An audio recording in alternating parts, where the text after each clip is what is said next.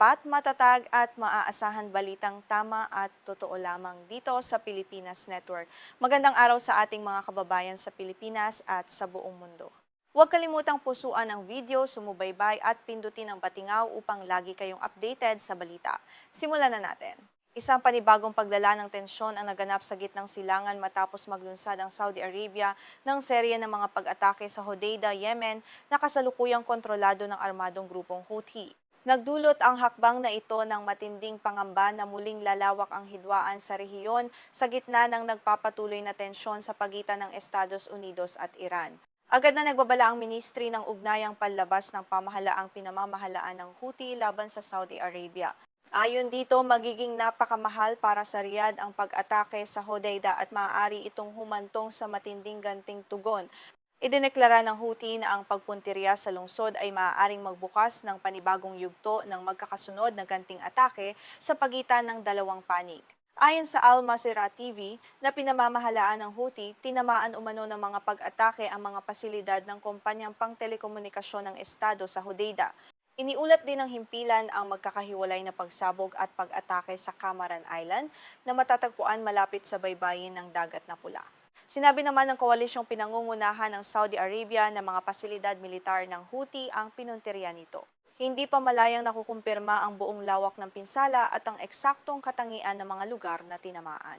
Ayon sa Al Masirah, isang empleyado sa Hodeidah at isang babae sa Camaran Island ang nasugatan sa mga pag-atake. Patuloy pang inaalam ng mga lokal na otoridad kung may iba pang nasawi o nasugatan at kung gaano kalawak ang pinsala sa mga pasilidad at kabahayan sa lugar. Nagulat din ng Reuters batay sa mga pahayag ng mga saksi na may mga pagsabog na narinig malapit sa daungan ng Hodeidah. Itinanggi naman ng koalisyong pinangungunahan ng Saudi Arabia na pinuntirya nito ang mismong daungan. Sinabi rin nitong nananatiling bukas ang Hodeidah at iba pang pangunahing daungan para sa mga barkong pangkalakal. Ang daungan ng Hodeidah ay itinuturing na mahalagang daluyan ng pagkain, gamot, gasolina at makataong tulong para sa mga bahagi ng Yemen na nasa ilalim ng kontrol ng Houthi. Dumaraan dito ang malaking bahagi ng mga inaangkat na pangunahing pangangailangan para sa hilagang Yemen. Ang anumang malawakang pagkagambala sa operasyon ng daungan ay maaring magpalala sa kakulangan ng pagkain at gamot para sa milyon-milyong mamamayang Yemeni na matagal nang dumaranas ng digmaan at kahirapan.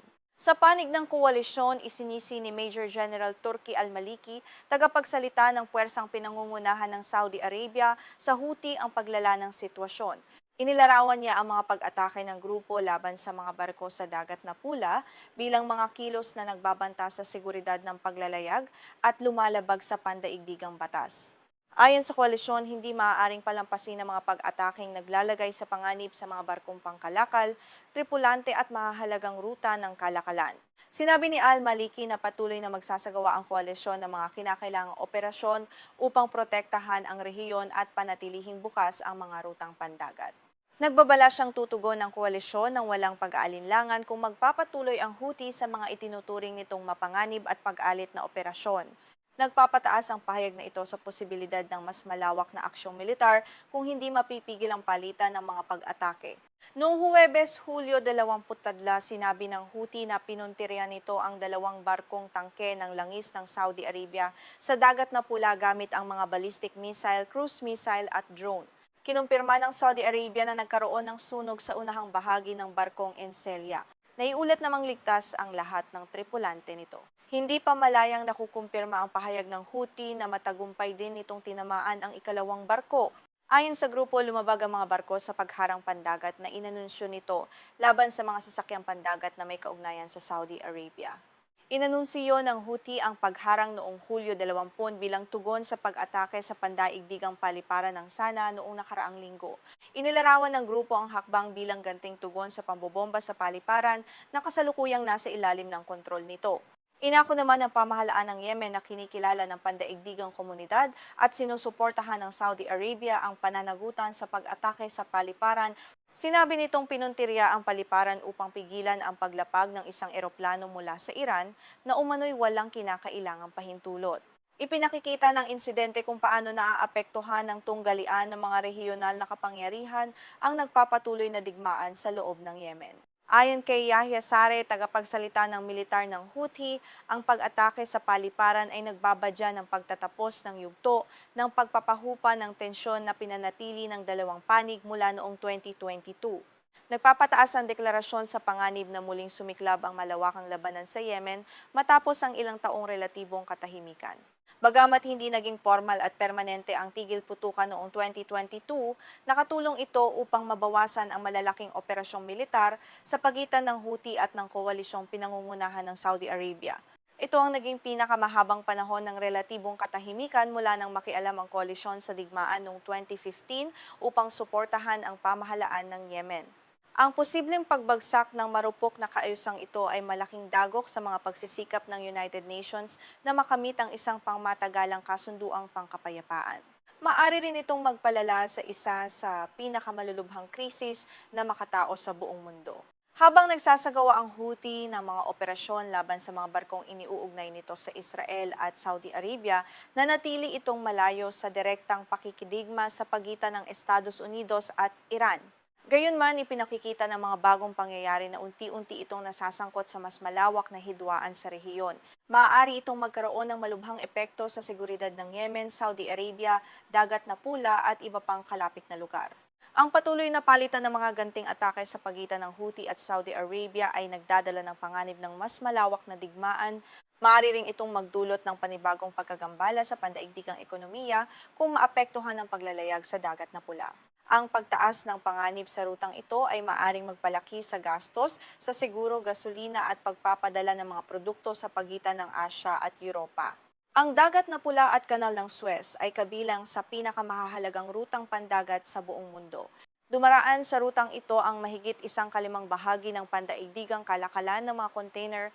Ang anumang matagalang pagkagambala ay maaaring makaapekto sa kadena ng supply ng maraming bansa, kabilang ang Pilipinas, na umaasa sa maayos na daloy ng mga inaangkat na produkto, gasolina at kagamitang pang-industriya. Samantala, nananatili ring napakababa ang paglalayag sa kipot ng Hormuz, isa pang mahalagang ruta ng pandaigdigang kalakalan ng enerhiya. Malaki ang kakayahan ng Iran na gambalain ang paglalayag sa kipot sa pamamagitan ng mga pag-atake, pagharang at pagbabanta laban sa mga barkong pangkalakal. Ang sabay na tensyon sa Dagat na Pula at kipot ng Hormuz ay naglalagay sa pandaigdigang komunidad sa isang napakahirap na kalagayan.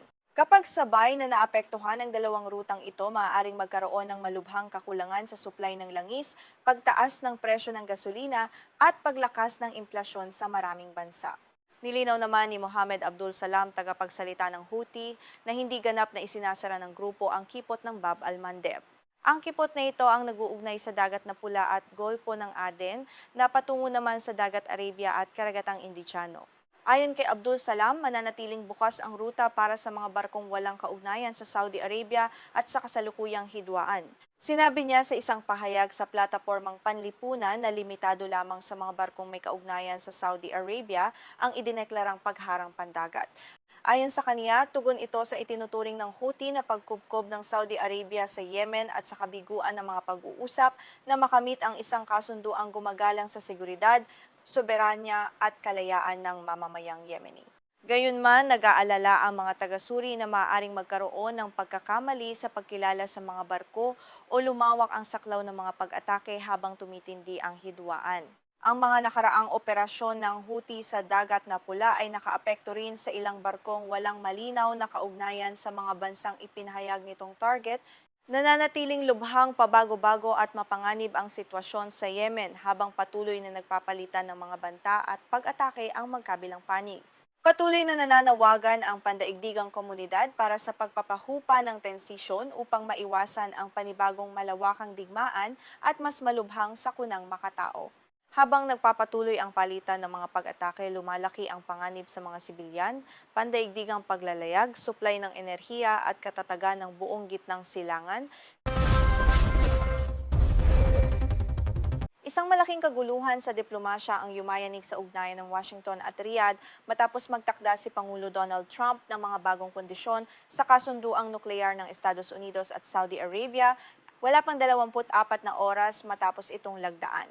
Ang kasunduan na maaaring humantong sa mga proyektong nagkakahalaga ng 10 bilyong dolyar sa loob ng ilang dekada ay biglang nalagay sa alanganin matapos igiit ni Trump na kailangang matugunan ng Saudi Arabia ang mga karagdagang kondisyon bago ito tuluyang maisakatuparan.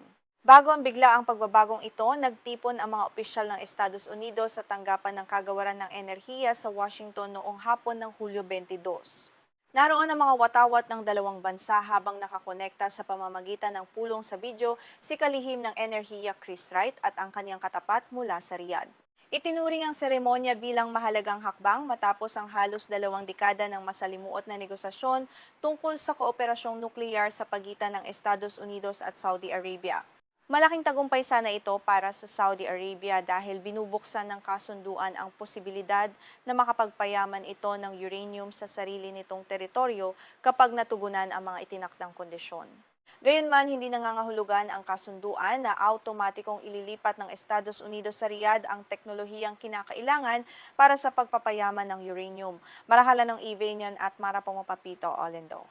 Kabilang sa plano ang pag-aaral sa posibilidad ng naturang gawain at ang pagbuo ng isang balangkas para sa pangmatagalang kooperasyon sa enerhiyang nuklear.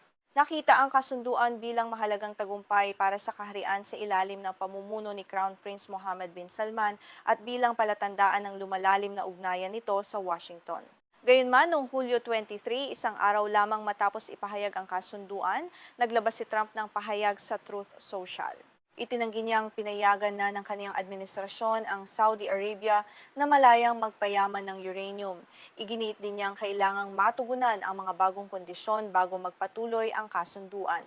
Isa sa pinakamahalagang kondisyong inilatag ni Trump ang paglahok ng Saudi Arabia sa Abraham Accords at ang pagtatatag nito ng formal na ugnayang diplomatiko sa Israel. Ang Abraham Accords ay isang balangkas ng normalisasyon kung saan nagtatag ng formal na ugnayan sa Israel ang ilang bansang Arabo, kabilang ang United Arab Emirates, Bahrain, Morocco at Sudan. Isa ito sa pinakamahalagang inisyatiba sa patakarang panlabas ni Trump noong kanyang unang termino bilang Pangulo. Bagamat matagal nang nakikipag-usap ang Saudi Arabia sa Estados Unidos tungkol sa posibleng normalisasyon ng ugnayan sa Israel, nahinto ang proseso matapos sumiklab ang digmaan sa Gaza noong 2023. Matagal nang sinasabi ng Riyadh na hindi nito kikilalanin ng Israel hanggat walang malinaw at hindi na mababaling landas tungo sa pagtatatag ng isang malayang estado ng Palestina. Dahil sa biglaang anunsiyo ni Trump, nagulat umano ang ilang negosyador sa usaping nuclear sa Washington at Riyadh. Ayon sa mga ulat, hindi inaasahan ng ilang opisyal ang mabilis na pagbabago dahil walang malinaw na probisyon sa inilabas na kasunduan na nag-uugnay dito sa normalisasyon ng relasyon sa Israel. Para sa Saudi Arabia, mahalagang diplomatikong tagumpay sana ang paunang kasunduan, ngunit ang mga bagong kondisyon ay naglagay dito sa malaking kawalan ng katiyakan. Sa ilalim ng orihinal na balangkas, maaaring payagan ang Saudi Arabia na magpayaman ng uranium sa loob ng bansa kapag natugunan ang ilang mahihigpit na kondisyon. Gayunman, hindi hinihingi ng kasunduan na lagdaan ng Saudi Arabia ang Additional Protocol ng International Atomic Energy Agency o IAEA. Ang additional protocol ay nagbibigay sa mga inspektor ng mas malawak na kapangyarihang magsagawa ng biglaang pagsusuri at siyasatin ang mga lugar na hindi pa idinedeklara bilang pasilidad nuklear. Nananatili pa rin ang karaniwang mga hakbang sa pangangasiwa ng IAEA sa mga opisyal na idineklarang pasilidad ng Saudi Arabia. Gayunman, nangangamba ang ilang eksperto na hindi sapat ang mga karaniwang hakbang upang matiyak na mananatiling mapayapa ang lahat ng bahagi ng programang nuklear ng kaharian. Ayon sa ulat ng CNN na nakabatay sa mga hindi pinangalanang mga pagkukunan, nagsumite umano ang Administrasyong Trump ng ulat sa Kongreso tungkol sa hindi pagsama ng additional protocol sa kasunduan. Matapos nito, naantala umano ng ilang buwan ang proseso dahil sa pangamba tungkol sa posibleng pagtutol ng Kongreso, kakulangan ng mahigpit na kontrol at lumalalang tensyon sa pagitan ng Estados Unidos at Iran. Nagbabala ang ilang eksperto sa seguridad na ang pagpayag sa Saudi Arabia na magpayaman ng uranium nang walang mas malawak na pangangasiwa ay maaaring magpalala sa panganib ng isang karera sa sandatang nuklear sa gitnang silangan. Nangangamba silang maaaring hikayati ng hakbang ang iba pang bansa sa rehiyon na bumuo rin ng sarili nilang kakayahan sa pagpapayaman ng uranium. Sa kabilang panig, binigyang diin ng kagawaran ng enerhiya ng Estados Unidos ang mga estratehiko at komersyal na pakinabang ng kasunduan. Ikinatwiran nitong determinado ang Saudi Arabia na bumuo ng programang nuklear para sa enerhiya. Kung hindi makikipagtulungan ng Washington, maaring humingi ang Riyadh ng tulong mula sa Russia o China. Para sa ilang opisyal ng Estados Unidos, mas ligtas na manatiling kasangkot ang Washington upang makapagpatupad ito ng mga pamantayan sa kaligtasan at pagpigil sa paglaganap ng mga sandatang nuklear. Ayon sa mga mapagkukunang binanggit ng CNN, naniwala ang ilang opisyal ng kagawaran ng enerhiya na nakatanggap sila ng pansamantalang pahintulot mula kay Trump noong nakaraang linggo. Dahil dito, ipinatupad nila ang matagal ng inihandang plano sa komunikasyon at isinagawa ang seremonya ng pagpirma noong Hulyo 22. Naniniwala umano ang mga opisyal na sapat ang mga hakbang sa seguridad na nakapaloob sa kasunduan upang mabawasan ang panganib ng paglaganap ng mga sandatang nuklear. Gayunman, ayon sa mga hindi pinangalanang mapagkukunang binanggit ng CNN, nagalit umano si Trump dahil hindi siya nabigyan ng sapat na paunang abiso tungkol sa malawakang pag-aanunsyo ng kasunduan. Sinabi naman ng ilang tagapayo ng White House na hindi pa pinal ang kasunduan dahil hindi pa naipapadala sa Kongreso ang lahat ng kinakailangang dokumento. May panahon pa rin ang Kongreso upang suriin at posibleng tutulan ang kasunduan bago ito tuluyang magkabisa. Itinanggi naman ng kagawaran ng enerhiya na kumilos ito nang walang pahintulot o koordinasyon sa White House. Iginiit nitong nakipagtulungan ito sa pangkat ng Pangulo at nananatiling nakatuon sa pagkamit ng kapayapaan at katatagan sa pamamagitan ng komersiyo at kooperasyon sa enerhiya. Ayon pa sa mga mapagkukunang binanggit ng CNN, lalo umanong lumakas ang pagtutol ni Trump matapos batikusin ng ilang konserbatibong eksperto at media ang mga tuntunin ng kasunduan. Tinanong ng Wall Street Journal kung bakit papayag ang Estados Unidos sa malawak na kooperasyong nuklear nang walang kasamang normalisasyon ng ugnayan ng Saudi Arabia at Israel. Binigyang diin din ng pahayagan na nagsimula ang malaking bahagi ng negosasyon sa ilalim ng nakaraang administrasyong Biden. Nagpahayag din ng pagdududa ang ilang komentarista ng Fox News. Tinawag ni Brian Kilmeade ang kasunduan na isang malaking sorpresa at binanggit na matagal nang iniuugnay ng Washington ang kooperasyong pansiguridad sa normalisasyon sa Israel. Nagtanong naman si Kayleigh McEnany kung bakit tila hindi isinama sa paunang anunsyo ang usapin ng Abraham Accords. Sinubukan din ng Administrasyong Biden na isulong ang normalisasyon ng ugnayan sa pagitan ng Saudi Arabia at Israel sa pamamagitan ng masinsinang pag-uusap. Gayunman, ang pag-atake ng Hamas sa Israel noong Oktubre 7, 2023 at ang sumunod na digmaan sa Gaza ay nagpatigil sa prosesong ito. Dahil sa lawak ng pagkawasak at bilang ng mga nasawi sa Gaza, napilitan ang mga negosyador na bawasan ang kanilang mga inaasahan at limitahan ang saklaw ng posibleng kasunduan. Mula noon, hayagang sinabi ni Crown Prince Mohammed bin Salman na hindi siya papayag sa normalisasyon kung walang malinaw na landas tungo sa pagtatatag ng isang estado ng Palestina. Gayunman, muling ibinalik ni Trump ang kondisyong ito sa kanyang pahayag noong umaga ng Hulyo 23. Lumabas ang pahayag ilang sandali matapos talakayin ng mga konserbatibong komentarista sa telebisyon ang di umano'y pagkawala ng kondisyong may kaugnayan sa Abraham Accords.